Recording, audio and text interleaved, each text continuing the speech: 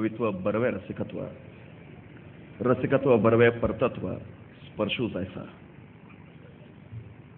ज्ञानदेवांच्या माऊलींच्या ज्ञानेश्वरीचा आरंभ याच ओवीनं झाला. मातेला जिथं कवित्वाचा स्पर्श होतो, कवित्वाला जिथं रसिकत्व लाभतं, त्या ठिकाणी परमात्म्याचा संचार होतो. ज्या मातीमध्ये माऊलींचे शब्द उमटले, ज्या मातीनं ईश्वराच्या शब्दमुद्रा झेलल्या, ज्या मातीनं ज्ञानाचे कुंभ पचवले, ज्या मातीनं 350 वर्षापूर्वीच्या सह्याद्रीच्या दऱ्याखोऱ्यातल्या घोड्यांच्या टापा कानात साठवून ठेवल्या,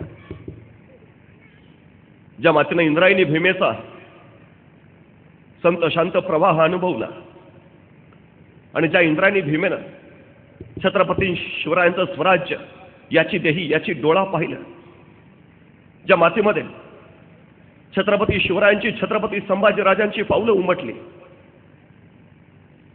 ज्या मातीमध्ये छत्रपती संभाजीराजांच्या अखेरच्या रक्तमुद्रा उमटल्या, ज्या मातीनं देशासाठी मरण्याचा देखणा सोहळा पाहिला,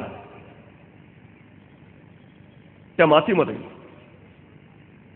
देवाच्या आळंदीमध्ये उभा राहतानाच मनस्वी आनंद होतोय. स्वराज ग्रुप आयोजित नरसिंह छत्रपती शिवाजी महाराजांच्या जयंतीनिमित्ताच्या या सोहळ्यासाठी उपस्थित असलेले सन्माननीय आमदार विलासरावजी लांडे पाटील,